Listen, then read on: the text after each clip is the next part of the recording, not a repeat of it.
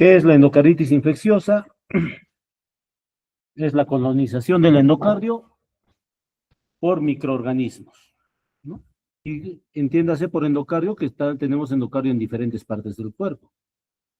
La mortalidad intrahospitalaria de una endocarditis es muy alta. Se dice que va entre 15 a 20%, ¿no? Y si llega al año un paciente, después de dado de alta, hasta el 40%.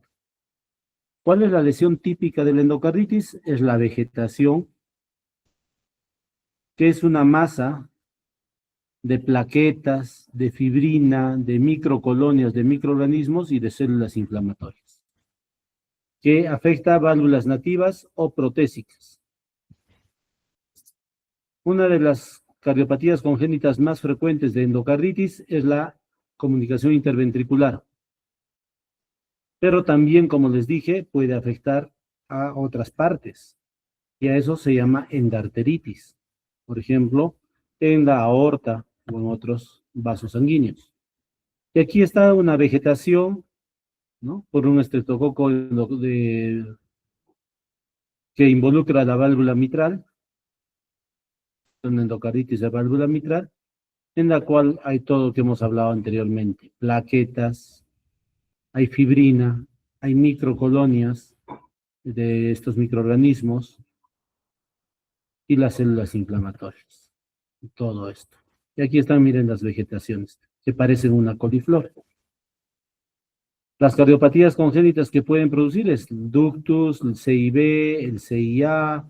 El CIA mucho menos, y por eso es que no se da profiláctico, pero si está acompañada de una comunicación o de un canal aurículo-ventricular, ahí podría ser. El ductus arterioso persistente también es una de los shunts que produce endocarditis. ¿Cómo evoluciona la enfermedad? Pues es con el tiempo. Por eso se dice que su evolución es temporal. Generalmente es en el sitio de la infección y dependiendo de la causa de la infección, hay factores predisponentes para tener endocarditis, principalmente aquellos adictos a drogas por vía endovenosa que se inyectan.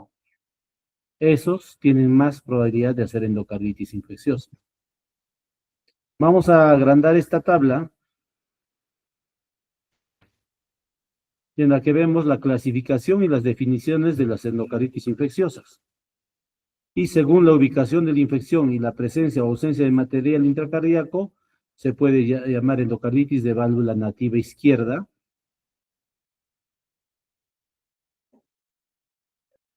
de válvula protésica izquierda, y esta enfermedad o endocarditis de válvula protésica puede ser subdividida en dos. Si tiene antes del año de la cirugía, se llama endocarditis de válvula protésica precoz. Si es después de un año, endocarditis de válvula protésica tardía. Hay endocarditis infecciosa derecha y relacionada a otros dispositivos como marcapasos o desfibriladores.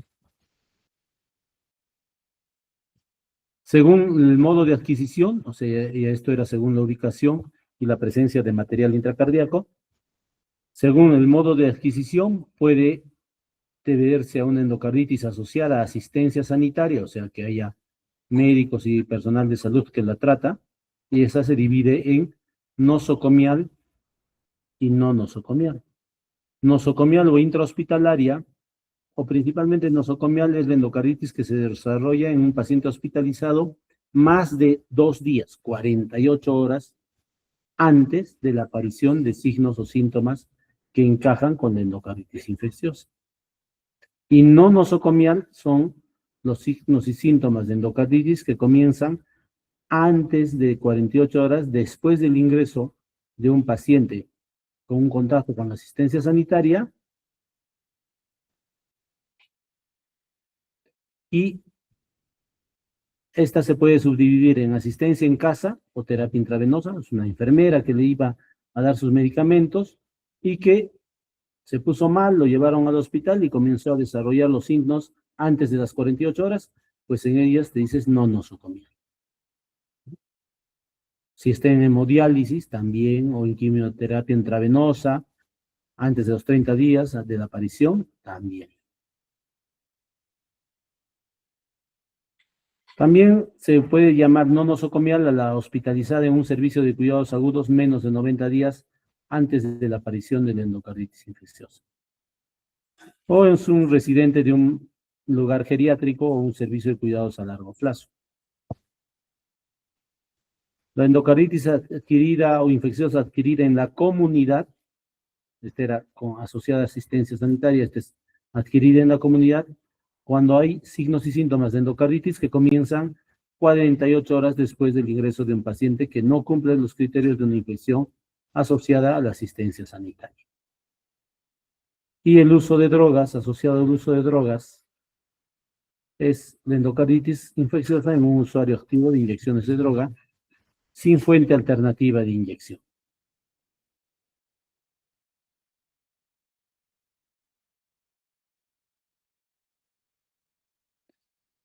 Otra forma de clasificar la endocarditis infecciosa es endocarditis infecciosa activa, ¿no? Que es la endocarditis con fiebre persistente y hemocultivos positivos. O si lo operamos a este paciente por fiebre y vemos una vegetación, hay una morfología inflamatoria activa descubierta en la cirugía, o si el paciente aún se encuentra en terapia antibiótica, ¿no? O evidencia histopatológica de endocarditis infecciosa activa. Según la recurrencia, podemos decir endocarditis infecciosa con recaída o con reinfección. Endocarditis infecciosa con recaída es la repetición de un episodio de endocarditis en la cual recae, o sea, vuelve al mismo microorganismo a infectar antes de los 6 meses después del episodio inicial. Y la de reinfección es una infección con por otro microorganismo,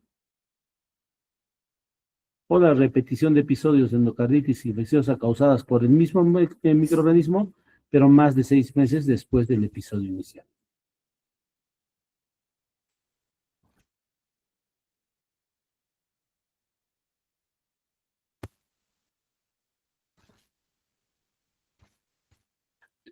En países desarrollados se dice que la prevalencia es más o menos de 4 a 7 por cada 100.000 personas y tiene factores predisponentes, como son las cardiopatías congénitas, y hemos visto el CIB, el ductus, principalmente, coartación de aorta, las valvulopatías reumáticas, que vamos a ver de acá unos minutos, y las valvulopatías degenerativas.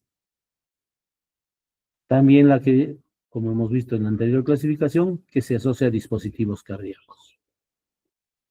Recuerden que la incidencia de endocarditis aumenta con la edad. 25 a 35% está en relación a cuidados de la salud, casi más del tercio.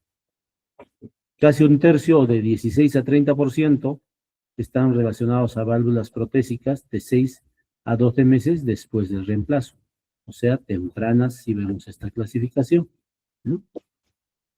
Precoz.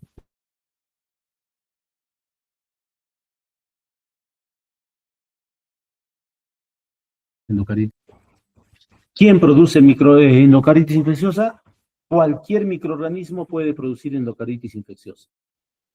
Sin embargo, pocas son las especies que causan la mayoría de los casos. Los patógenos varían con el tipo clínico, en parte debido a diferentes puertas de entrada. Si es de la cavidad oral, si es de piel o de tracto respiratorio superior, pensaremos en Streptococcus viridans, estafilococos o microorganismos del grupo JASEC. También depende si la válvula es protésica o la válvula es nativa. Hay algunas especies diferentes como el Streptococcus galolyticus, el Streptococcus bovis, que están más en tumores colónicos. Otra de las, aparte de los estreptococos y de estafilococos, son los enterococos, que infectan tracto genitourinario. Endocarditis de válvula protésica dentro de los 2 meses de cirugía pues piensen más que es una contaminación intraoperatoria y producido por un Staphylococcus aureus coagulasa negativo. También por bacilos gram negativos, por difteroides y hongos. La etiología después de un año es similar a una de válvula nativa, pero si va entre los 2 y 12 meses, Staphylococcus coagulasa negativos deberíamos pensar. Si tenemos endocarditis en pacientes con marcapasos u otros dispositivos que le hemos colocado, pues esto debemos pensar principalmente en una endocarditis nosocomial. Y a la cabeza está el Staphylococcus aureus. Si es endocarditis en pacientes adictos a inyectables, a drogas inyectables, la válvula que más se afecta es la del lado derecho, la tricúspide, porque estos se inyectan en las venas. Y ahí también debes pensar en Staphylococcus aureus, en Pseudomonas y o en Cándida. Recuerden que la mayoría de las endocarditis infecciosas no es solo por un germen, sino también es una infección polimicrobiana. El HIV no influencia la etiología y se dice que 15%, entre 5 y 15% de los pacientes con endocarditis infecciosa tienen cultivos negativos o han recibido medicamentos antibióticos previos. Entonces, hay especies de condiciones especiales para tener endocarditis infecciosa. Y este cuadrito que a mí me gusta siempre, que nos es útil, pues podemos ver que los microorganismos que causan las mayores formas clínicas de endocarditis, pues podemos verlo aquí. Si es endocarditis de válvula nativa, hemos visto adquirido en la comunidad o asociado a sitios de cuidado nosocomial o de cuidado de salud. La gran mayoría, especialmente adquiridos en la comunidad, está producido por el estreptococo, en un 40%. Otro gran porcentaje, hemos dicho el Staphylococcus aureus, 28%, mucho menos que el estreptococo, pero 28%. Y otros son Staphylococcus coagulasa negativos, con 5%. Los demás pueden ser cándida, grupo Hassett, bacilos gram negativos, ¿no? Polimicrobianos, como hemos mencionado, y hay un hasta 10% de cultivos negativos. Hemos dicho que va de 5 a 15%. Pero si es endocarditis infecciosa asociada a cuidados de salud, el estreptococo se hace más lejano, 13%, y el estafilococo aumenta del 28 hasta un 52%. El enterococo también es importante.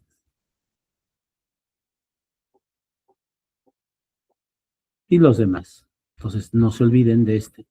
Estreptococo, estáfilo, en el adquirido de la comunidad. Estáfilo y estrepto, y enterococo, estáfilo entero y estrepto, en los asociados a cuidados de salud. Si hablamos de endocarditis de válvula protésica,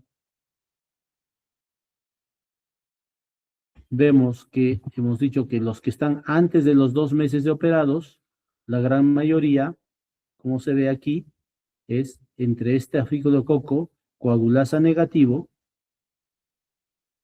o Staphylococcus aureus simple. Entonces casi más del 55% por estafilococo. Poquito menos los bacilos gram negativos y los enterococos.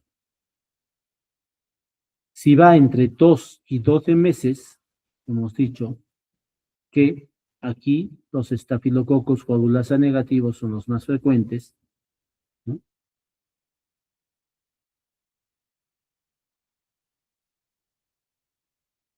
Seguidos de los enterococos y los estafilococcus aureus.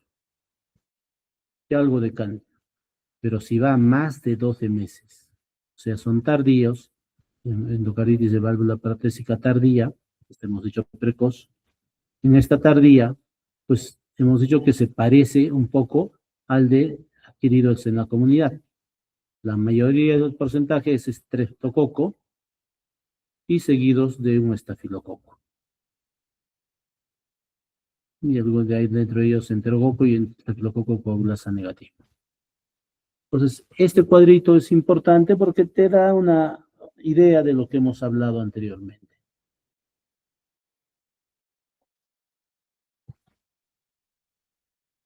Pero, ¿cómo se produce la endocaritis infecciosa? Recordemos que un endotelio sano, un endotelio que está normal, no produce adhesión bacteriana.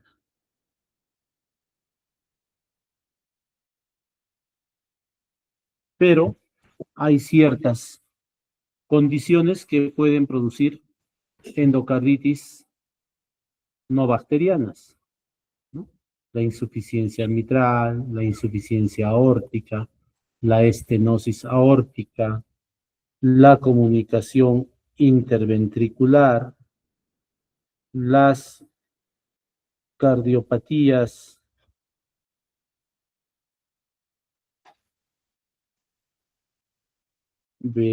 como congénitas cianóticas, el prolapso de la válvula mitral, ¿no?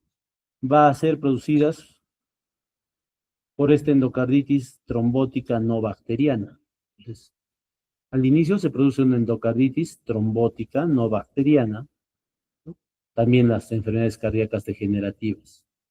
Y esta endocarditis trombótica no bacteriana lleva a un estado de hipercoagulabilidad y a esto se llama endocarditis marántica.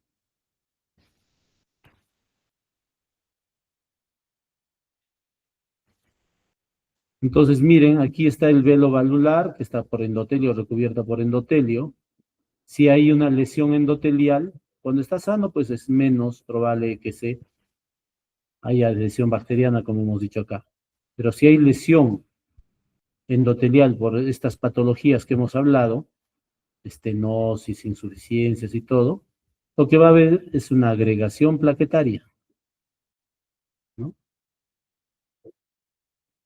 Se va a agregar fibrina y esto se llama endocarditis no bacteriana trombótica o de endocarditis trombótica no bacteriana,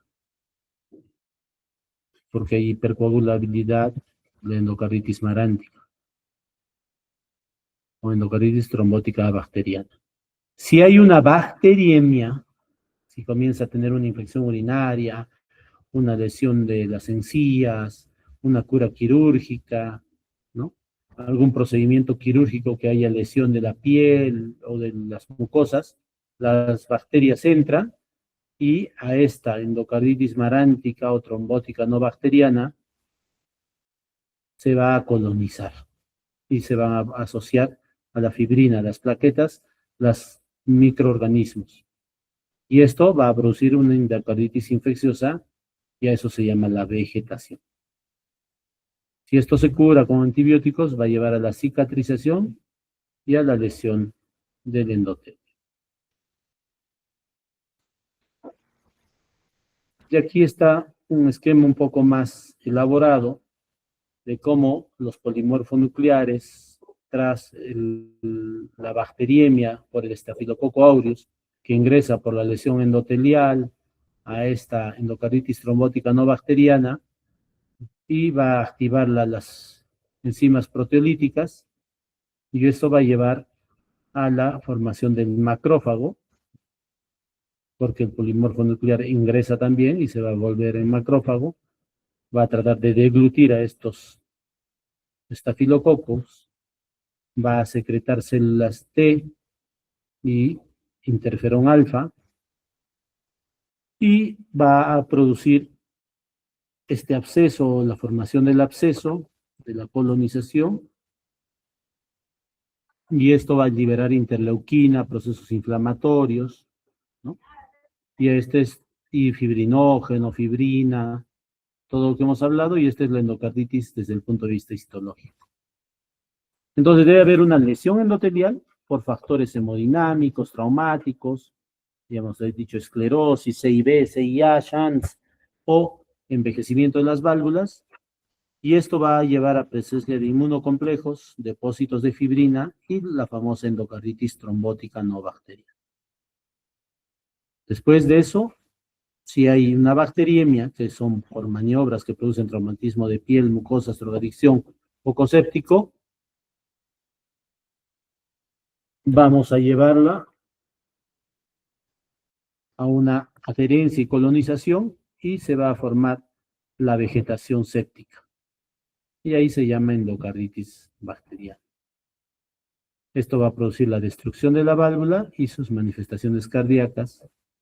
Y también esta vegetación séptica puede llevar a más bacteriemia persistente y en el hígado va a haber esplenomegalia, que son las manifestaciones extracardíacas, los inmunocomplejos, como las vasculitis o las glomerulonefritis, que son reacciones, ¿no?, por esta bacteriemia persistente, algunas émbolos, y a eso se llama metástasis sépticas, y para producir manifestaciones extracardíacas. La vegetación séptica también puede producir una embolia sistémica en el lado izquierdo o pulmonar en el lado derecho, y esto llevar a neurismas micóticos o las mismas metástasis o trombosépticos, ¿no?, que hemos hablado. Y eso lleva a manifestaciones extracardíacas. Entonces, ya reconociendo la fisiopatología, la forma en que se ha formado la endocarditis, pues es mejor ver el cuadro clínico. ¿Y qué cuadro clínico resulta? Hemos dicho que hay producción de citoquinas. Vamos a volver al cuadro anterior. Producción de citoquinas, interleuquinas y demás, o sea, reacciones inflamatorias. Esto va a producir manifestaciones constitucionales, entre ellos fiebre, malestar general, sensación de debilidad. Hemos dicho que hay destrucción del endotelio y de las estructuras cardíacas, pues el daño de estructuras cardíacas valvulares principalmente. Hemos dicho que hay émbolos sépticos, o llamadas también metástasis sépticas. Estos por embolización de los fragmentos de la vegetación. Va a haber bacteriemia persistente, y esto también va a producir manifestaciones como fiebre, ¿no?, elevación de los factores o de los marcadores inflamatorios. Va a haber injuria tisular por depósito de inmunocomplejos o respuestas inmunes a depósitos de antígenos bacterianos, y hemos dicho la glomerulonefritis, las vasculitis por inmunocomplejos, ¿no? Entonces, injuria tisular por este depósito de inmunocomplejos o las respuestas inmunes a depósitos de antígenos bacterianos.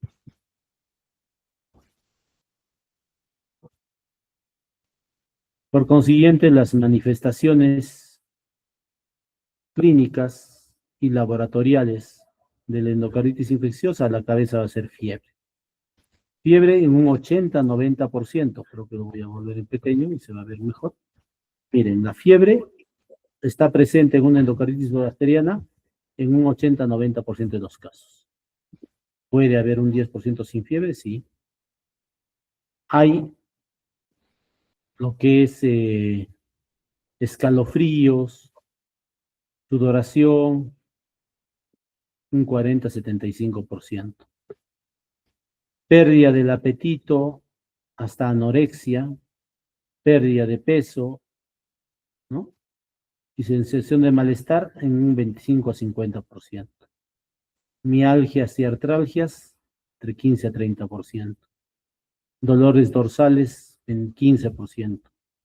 Soplos cardíacos. Como afecta a las estructuras cardíacas, principalmente las válvulas, hasta un 85%, 80-85% va a haber soplos cardíacos.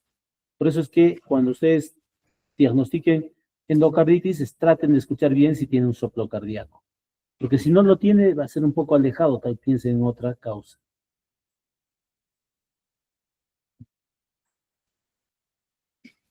Soplo regurgitante nuevo o empeoramiento de un soplo. Ya tenía soplo yo desde niño, pero ahora se escucha más fuerte o es nuevo, y es a 40%.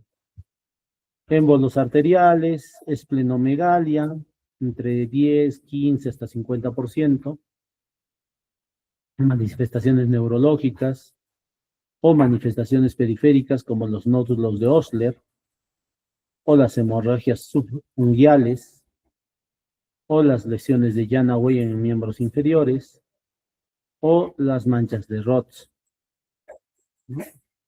Petequias en un 10 a 40%, y en las alteraciones laboratoriales la mayoría tiene anemia, ¿no?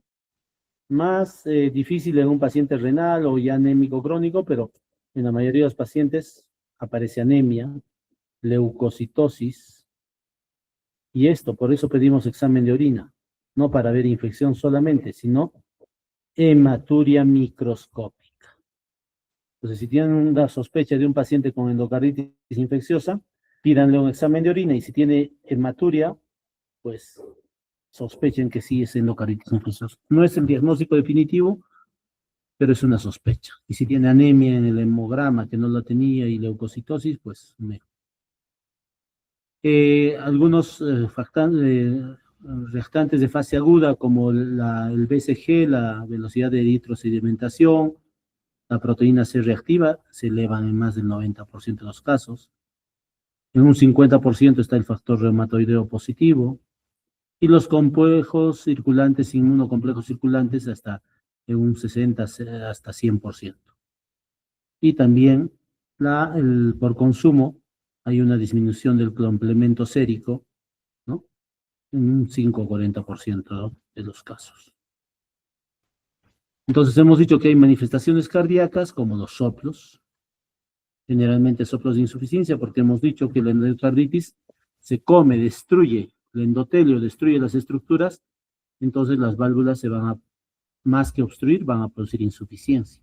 Entonces, cuando busquen soplos de insuficiencia valvular, mitral, tricuspidia, si están en el lado izquierdo, mitral y aórtica en el lado izquierdo, tricúspide y pulmonar en el lado derecho.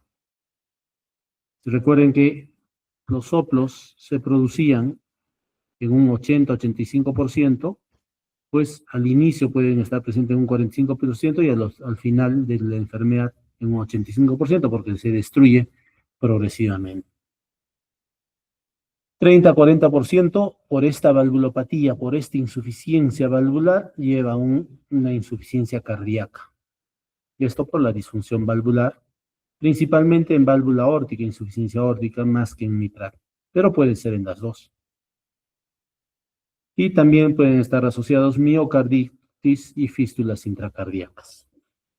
El grupo anterior ha tenido la oportunidad de ver una fístula intracardíaca, que hemos hecho una referencia de un paciente pensando en una endocarditis subaguda, o sea, más de 6 semanas, y lo hemos mandado al INCOR porque hemos visto una fístula intracardíaca desde la aorta hacia la aurícula derecha y el ventrículo derecho. En la radiografía de tórax, si es agudo y la insuficiencia, puede producir signos de congestión, como estas alas de mariposa, con congestión y todavía sin cardiomegalia. Recuerden que si hay una endocarditis infecciosa aguda, valvular, no va a permitir o no va a dar posibilidad de que el ventrículo se remodele, se hipertrofie o se dilate, y va a producir un edema agudo del pulmón, pero sin cardiomegalia. Y si es crónica, pues va a haber cardiomegalia. Aquí está la ecocardiografía, en la cual vemos un absceso en esta parte. Recuerden que esta es la aorta, acá está la apertura de la válvula aórtica. Los que han rotado ya con ecocardio, pues ahí se puede ver. Se ve la aurícula izquierda, la válvula mitral que está cerrada, en este caso debe estar en sístole, y el ventrículo izquierdo con el septum. Este es el ventrículo derecho y esta es la pared posterior. Entonces, la sangre expulsada en sístole abre la aorta y pasa la sangre. Y aquí vemos el absceso, y parece una fístula, que eso se podría ver con color.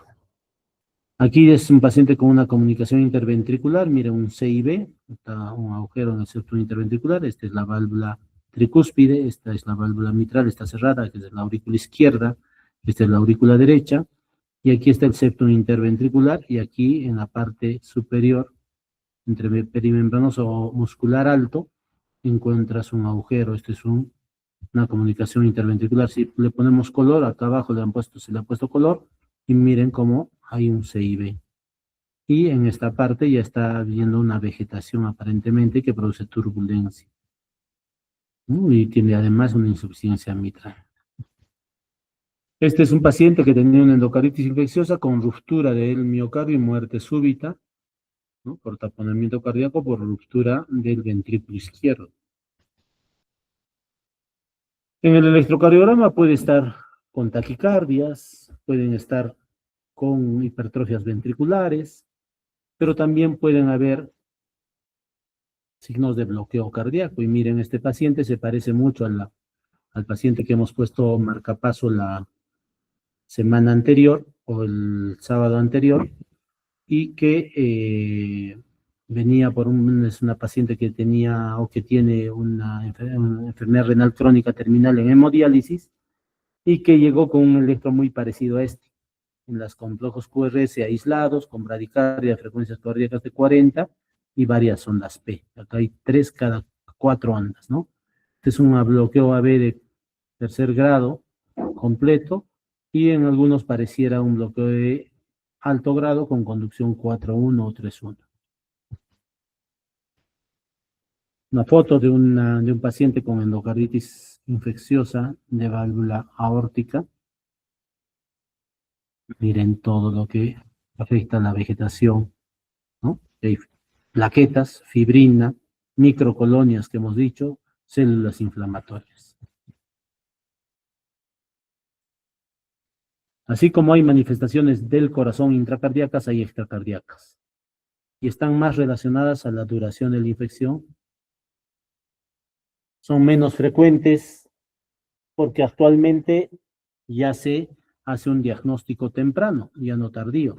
Entonces las manifestaciones extracardíacas son más por manifestaciones tardías, ¿no? Por endocarditis de largos tiempos, varias semanas, meses. Puede haber manifestaciones cardíacas en endocarditis aguda, y los lugares donde son los focos de mayor manifestación son la piel, el vaso, ya hemos dicho hepatomegalia, riñones por estas bacteriemias y metástasis por las bacterias y por los émbolos sépticos que hemos hablado hacia el riñón. Puede afectar al sistema esquelético y hasta cerebral con meningitis bacterianas. Pues ahí están los nódulos, las pulpas de los dedos, nódulos de Osler, las hemorragias subunguiales, que son también bacterianas, las manchas de Janaway y en miembros inferiores, que puede ser también piernas, pies. Y miren aquí.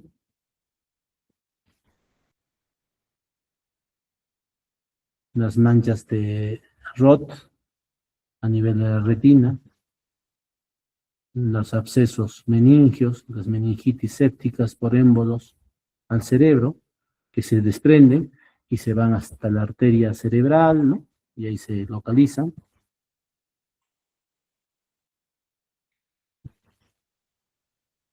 Y no se olviden que las otras manifestaciones en adictos, principalmente fiebres y sin soplos, o en algunos pioneumotoras que producen dolores pleuríticos con tos, ¿no?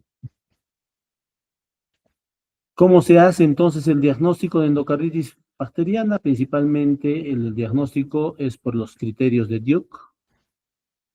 Duke es una universidad en Estados Unidos, y se hicieron los criterios mayores y menores modificados de Duke para el diagnóstico de endocarditis infecciosa. Entonces ahí los criterios mayores son 2 principalmente. 1, la positividad del cultivo sanguíneo para endocarditis infecciosa, o sea, un hemocultivo positivo para endocarditis infecciosa. ¿Y cuándo se considera un hemocultivo positivo para endocarditis infecciosa?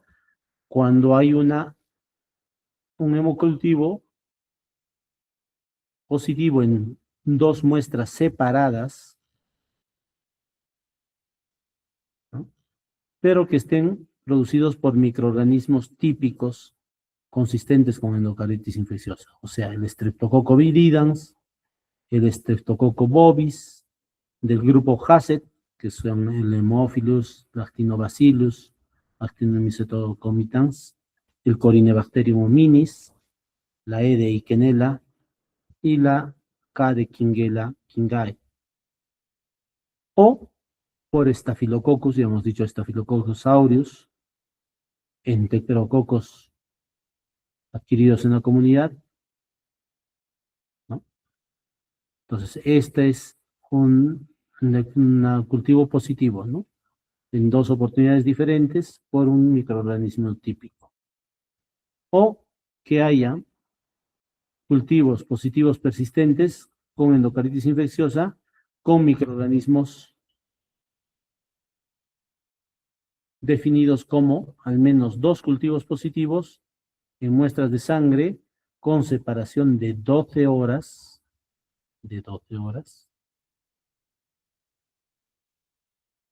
o tres o más de 4 cultivos positivos separados tomados con una diferencia entre los dos o las 4 muestras de 1 hora. Entonces, con la primera de las muestras de los cultivos, al menos 1 hora de separación. O un único cultivo sanguíneo positivo para Coxiella bumeti o la presencia de inmunocomplejos con títulos altos de anticuerpos de 1 en 800, ¿no? Para inmunoglobulina G. Entonces, esas serían las indicaciones de un cultivo positivo. Dos cultivos separados por un microorganismo típico o la persistencia de microorganismos consistentes con endocarditis para un cultivo con separados 12 horas de la muestra o 3 o más de 4 cultivos separados con 1 hora de toma o un cultivo simple de Coxiella bumeti. No se olviden ese nombre. O de los anticuerpos. Pero también hemos dicho que hay criterios mayores como son el cultivo positivo y el otro criterio mayor sería la evidencia de endocarditis que involucra el endocardio. ¿Y eso cómo se vería? En la ecocardiografía positiva para endocarditis. ¿Y cómo se debe una endocarditis en la ecocardiografía? Viendo una masa intracardíaca oscilante en una estructura de soporte o una válvula, generalmente en un jet regurgitante o sea, en la parte superior o en una material implantable de en ausencia de una explicación anatómica, ¿no? La otra sería el encuentro del hallazgo del absceso, como hemos visto en la ecocardiografía anterior, o una dehiscencia nueva parcial de la válvula protésica, si es decir, un paciente operado de una válvula protésica. También se define la ecocardiografía positiva como una ingurgitación o regurgitación valvular nueva, ya sea en empeoramiento o cambios en un soplo de una regurgitación preexistente.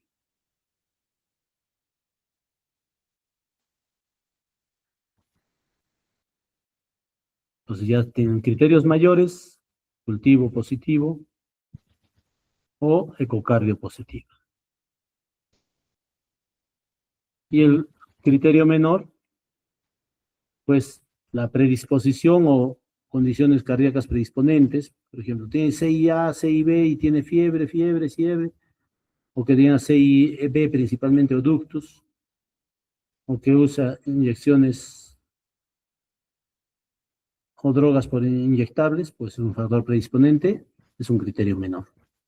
Si tiene fiebre más de 38 grados o 100.4 grados Fahrenheit o 38 grados centígrados, pues también es un criterio menor.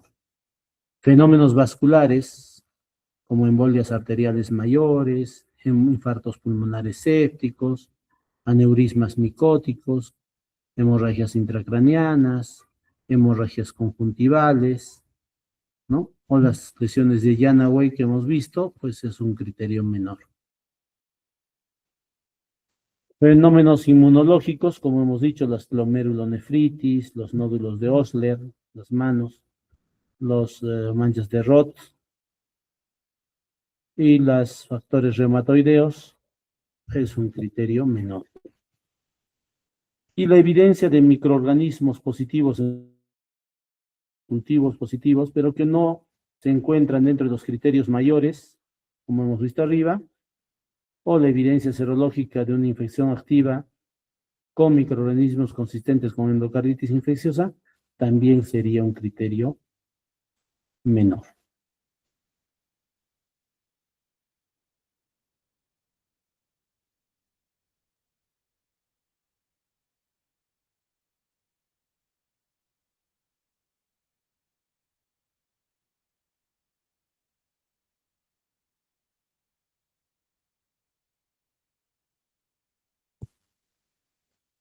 El diagnóstico de endocarditis infecciosa, de acuerdo a los criterios de Duke modificado,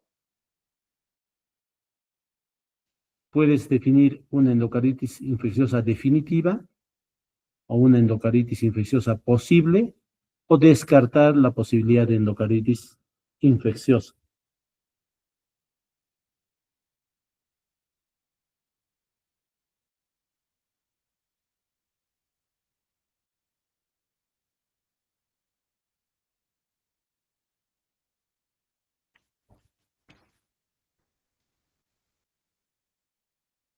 Endocarditis infecciosa definitiva, pues los criterios patológicos son los microorganismos demostrados por un cultivo o histología o un examen histológico de una vegetación, ¿no?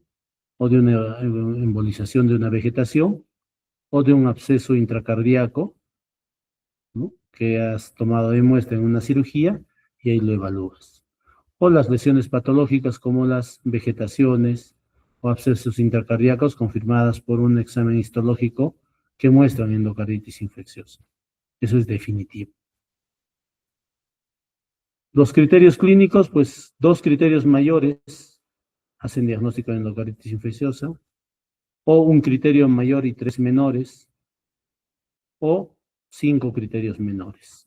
Recuerden que los criterios menores están acá, los criterios mayores acá. Entonces, dos de estos hacen endocarditis infecciosa, o uno de mayor y tres menores, o cinco menores. O sea, si no tuviese ninguna cultivo y no tuviese ecocardio positivo, tendría que haber una predisposición, un factor predisponente cardíaco, fiebre, en fenómenos vasculares como son los infartos sépticos pulmonares, los aneurismas micóticos, las hemorragias intracanales, las hemorragias conjuntivales, hemos dicho las manchas de Roth, ¿no? O las lesiones de Janaway, que sería. También tendría que tener fenómenos inmunológicos como glomerulonefritis, los nódulos de Ostler, también las manchas de Roth en la retina y los factores reumatoideos y o evidencia microbiana. Entonces, todo eso, cinco criterios menores. Si no tiene, si solo tuviese un criterio mayor y nada más, o tres criterios mayores o menores, o solo un criterio mayor y un criterio menor, pues le llamamos endocarditis infecciosa posible. Doctor, pero yo veo imágenes sugerentes de hemocultivos o de endocarditis en la ecocardiografía, pero nada más. Cultivos negativos, no tienen criterios mayores, solo un poco de fiebre, pues una endocarditis infecciosa posible. O tiene fiebre, tiene un CIB, y tiene algunas manchas, solo criterios menores, 3 criterios menores, le llamas endocardititis infecciosa posible. ¿Y cuándo descartas la endocarditis infecciosa? Cuando hay un diagnóstico alternativo firme que explique la evidencia de endocarditis en vez de endocarditis infecciosa.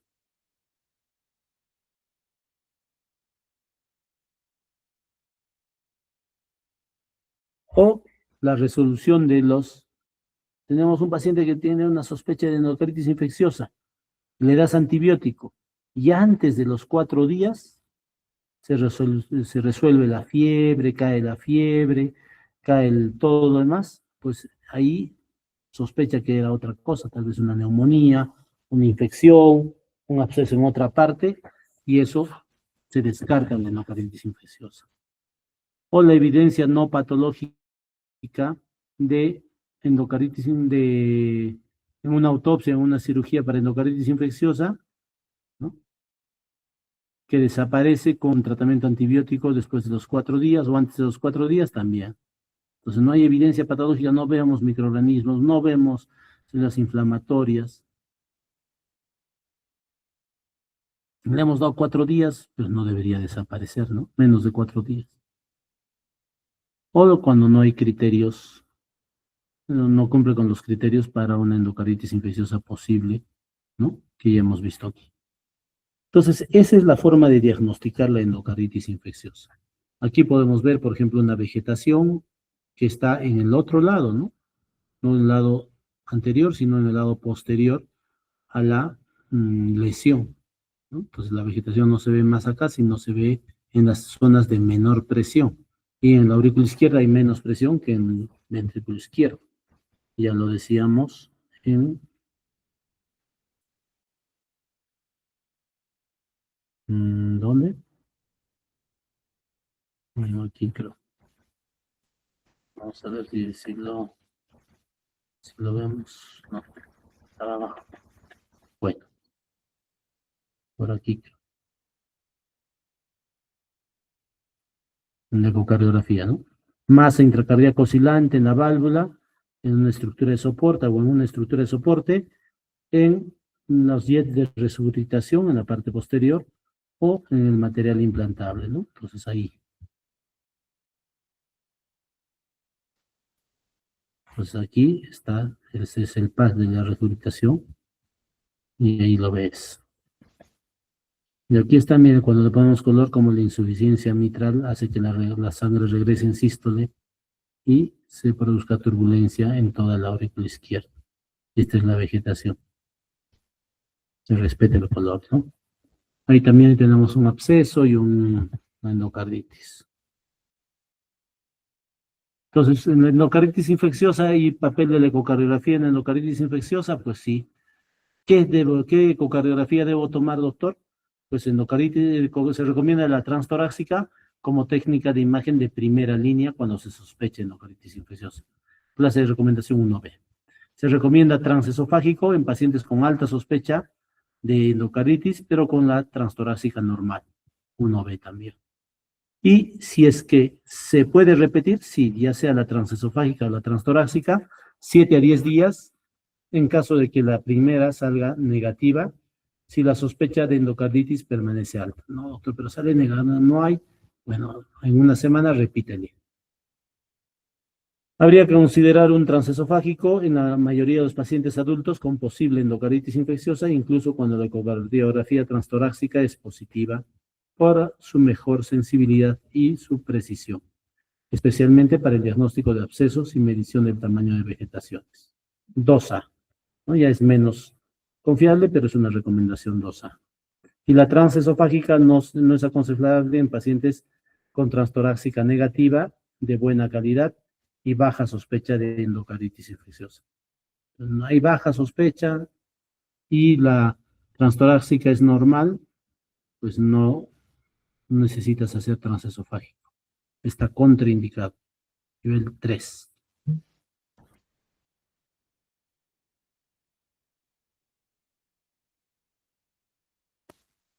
Hay que hacer un seguimiento durante la terapia médica, pues se recomienda repetir las transesofágicas y las transtorácicas tan pronto se sospecha de una nueva complicación de la endocarditis infecciosa, por ejemplo, un nuevo soplo, un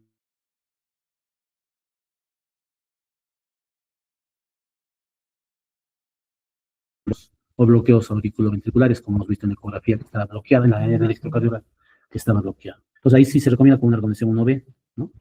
Debería considerarse la repetición de un transexofágico y un transtorácico durante el seguimiento de una endocarditis sin complicaciones, solo para detectar nuevas complicaciones asintomáticas y supervisar el tamaño de la vegetación. Era de 10, le haces uno de control para ver a la semana si está bajando. El momento y la técnica de estos para repetir el reconocimiento dependen de los resultados iniciales, del tipo de microorganismo y la respuesta inicial a la terapia. Doctor, ¿podemos hacer una ecocardiografía dentro de la operación, en cirugía? Sí, en todos los casos de endocarditis infecciosa que requieran cirugía. Al entrar a la cirugía, después de terminado, se debe hacer una transesofágica para ver si busca vegetaciones o no. Y cuando finaliza la terapia, pues se recomienda la transtorácica al finalizar la terapia antibiótica para la evaluación de la forma y la función cardíaca y valvular que está quedando. Cuánto de FEBI y si tiene lesiones en la válvula y en qué grado están. ¿Preguntas?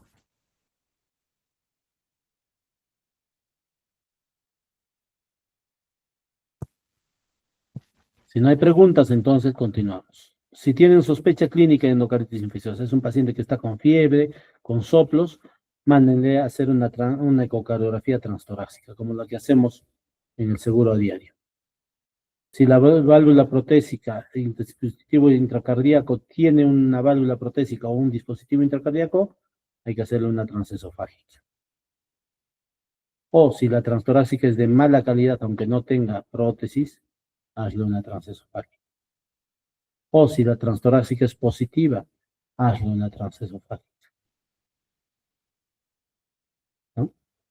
Si la ET inicial es negativa, pero la sospecha se mantiene, repítele la transesofágica de 7 a 10 días después. Pero ¿qué pasa si hay sospecha, pero la transtorácica es negativa? Si hay alta sospecha de que sí es endocarditis, repite y me llévalo a una transesofágica. Pero si no hay sospecha y la sospecha es baja, pues ya deja de hacerle más estudios y dar el tratamiento, tal vez una infección urinaria, busca otras cosas. Esta es una válvula de disco mitral que ha estado con endocarditis infecciosa, aunque parece más tricúspide. ¿Qué medicamentos tengo que usar, doctor? Pues la terapia de la endocarditis infecciosa causada por Streptococcus viridans susceptibles a penicilina y Streptococcus bovis, pues lo ideal es utilizar penicilina G sódica. Hay varias dosis que tienen que ver. Si no, también puedes usar ceftriaxona, ¿no? 2 gramos por cada día por 4 semanas, o sea, 28 días. Penicilina G sódica también podríamos utilizar, de 12 a 18 millones por 2 semanas con la ceftriaxona. O ceftriaxona por 2 semanas asociado a gentamicina por 2 semanas, ¿no?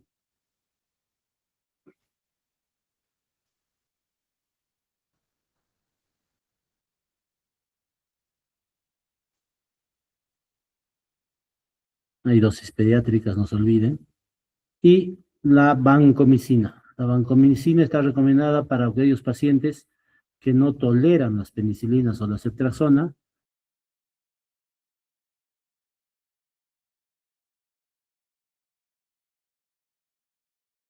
Y a la concentración que pensamos tener y que tenemos de vancomicina, ¿no? Más o menos de 30 a 45 microgramos por mililitro en ese rango.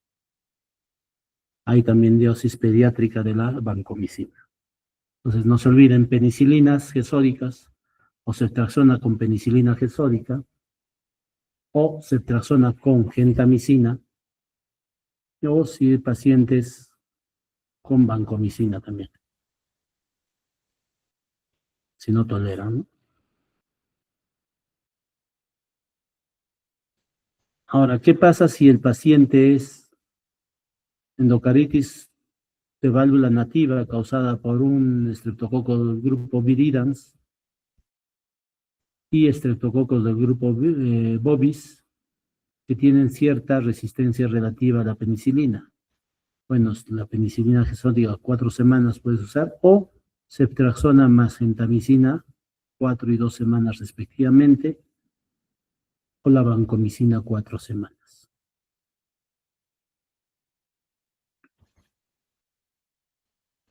Si es terapia para endocarditis causada por estafilococo en ausencia de material protésico, pues la oxacilina o la napsilina, ¿no? Si es susceptible a estas, con una gentamicina. Y para alérgicos a la penicilina, pues utilizar cefazolina, que es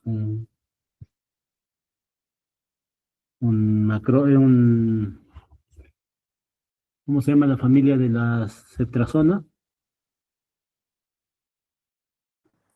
Cefalosporinas. De todas que sean cefalosporinas, ¿cierto? Pero recuerden que algunos tienen alérgica. Para alérgicos a la penicilina, cefalosporina, cefazolina, por ejemplo, pero siempre a veces haciendo prueba cruzada, no vaya a ser que tenga reacción también para los dos. Y además de la cefazolina, pues gentamicina por 3 a 5 días, 6 semanas de cefazolina, y o busca vancomicina, ¿no? También vancomicina, especialmente en los que son resistentes a oxacilina, por 6 semanas.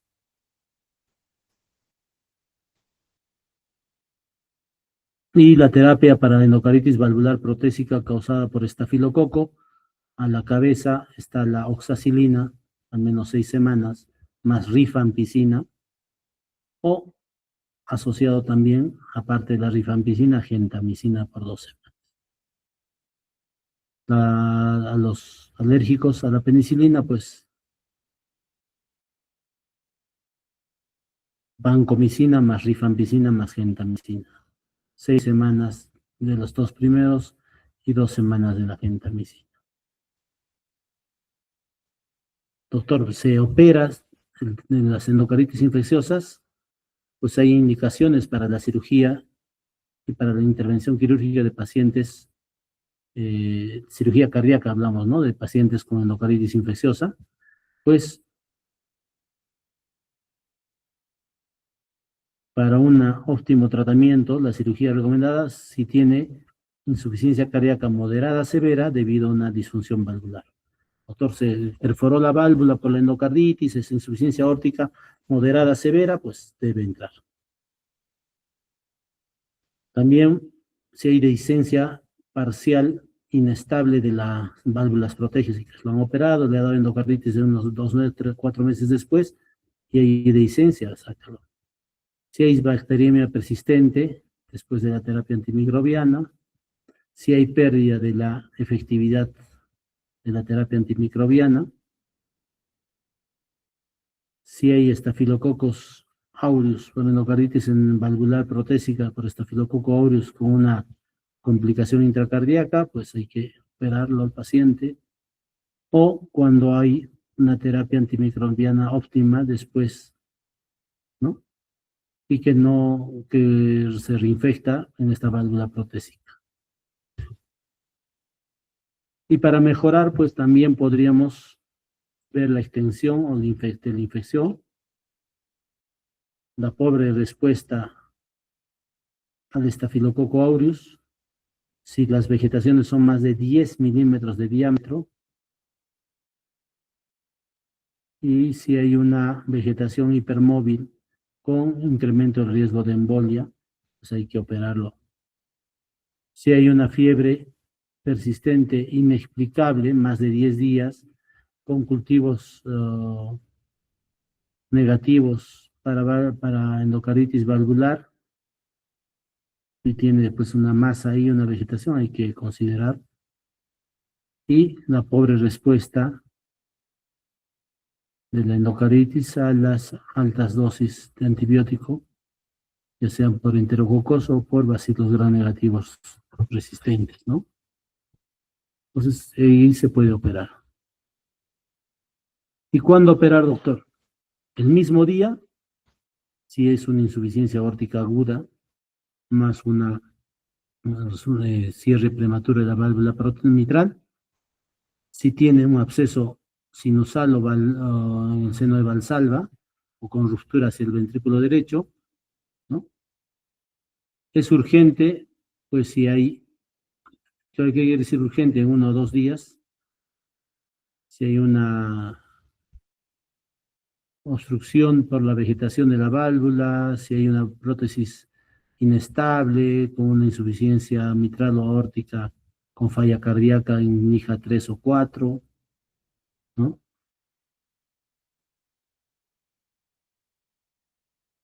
O si es de más de 10 milímetros, ¿no? De la vegetación larga, y es persistente, si hay perforación septal, si hay extensión perivalvular o infección con o sin cambios sistémicos de conducción electrocardiográfica, pues ahí pérdida de la terapia antibiótica efectiva también. Y electivo, cuando operar después, pues cuando los diámetros de la vegetación son más de 10, más insuficiencia aórtica y disfunción valvular.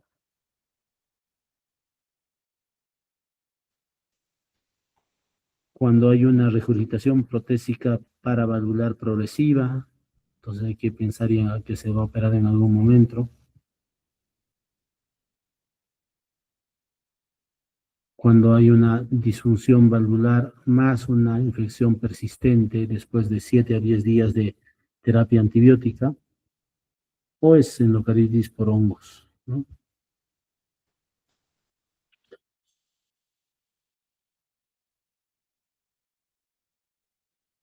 Entonces, cuando hay una endocaritis infecciosa de válvula nativa o protésica, ¿no? Y está en riesgo, pues hay que hacer cultivos, hacer transtorácico y transesofágico, hacer los criterios de Duke y definir la endocaritis infecciosa.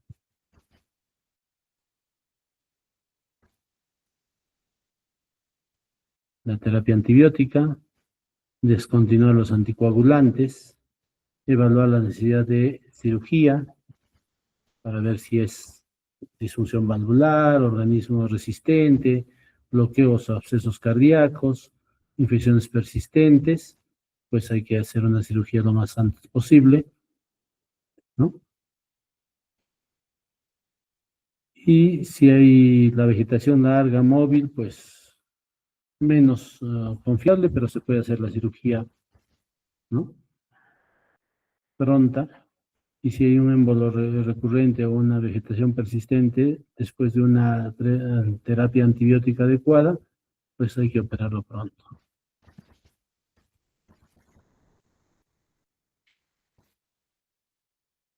Y si tiene un marcapaso o un cardiofibrilador implantable, hay que ver si la infección es de los dispositivos, de los LEDs o del bolsillo del marcapaso. Pues si hay una infección de esto, hay que retirar prontamente el marcapaso, pero si no hay, pues hay que ver si es un microorganismo resistente como el Staphylococcus aureus o longo, o una cirugía valvular para endocaritis infecciosa.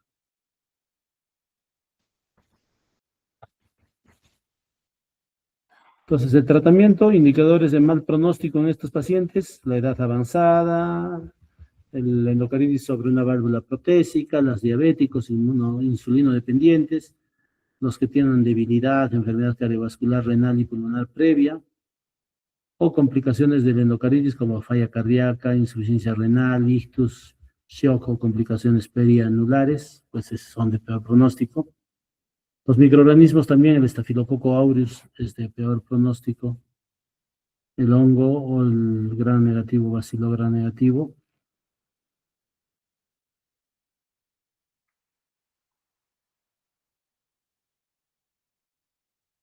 Y los otros indicadores de mal pronóstico serían las ecocardiográficas, como las complicaciones perianulares, la insuficiencia de válvula izquierda grave, la fracción de eyección baja, la hipertensión pulmonar, las grandes vegetaciones o insuficiencia o disfunción protésica grave, cierre prematuro de la válvula mitral y otros signos de presión diastólica elevada. Siempre hay que mantener un óptimo cuidado de la cavidad oral en pacientes, por ejemplo, con prótesis valvular.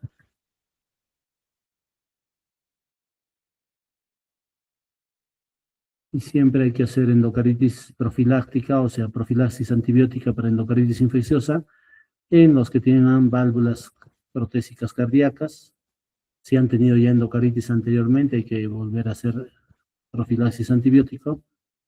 En los que tienen enfermedades cardíacas congénitas cianóticas no reparadas, incluidos los que tienen shunts conductos paliativos, los que tienen sus defectos cardíacos congénitos reparados completamente en los últimos 6 meses, hay que darle profilaxis antibiótica, o los que tengan enfermedad cardíaca congénita reparada incompletamente, ¿no? Que tengan efectos o residuos, defectos residuales adyacentes,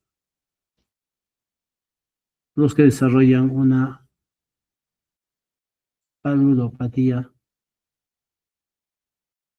después de un trasplante cardíaco también. Entonces, ¿con qué se da el antibiótico? Se le da amoxicilina, 2 gramos, 4 pastillitas de 500, 1 hora antes del procedimiento, le puedes repetir 6 horas después.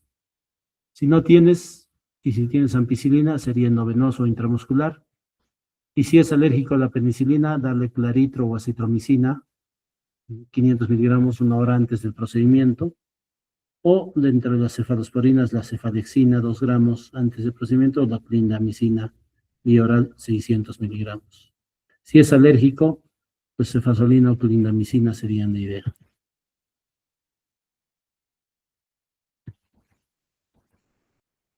Listo, chicos, descansamos un rato. Sí, dime, Jonathan. Doctor, quería hacerle un par de preguntitas. Si, por Dime, dime. ejemplo, las lesiones que causan, ya sean intracardíacas o extracardíacas, se dan después de mucho tiempo, en ese caso, ¿cuánto tiempo sería ese tiempo? Y después de ese... Generalmente son más de 2, 4, hasta 6 semanas, ¿no? Dependiendo. Ya, Pero no son agudas al primer día, segundo día, tercer día. Antes de la semana generalmente no. Pero puede ser más de una semana.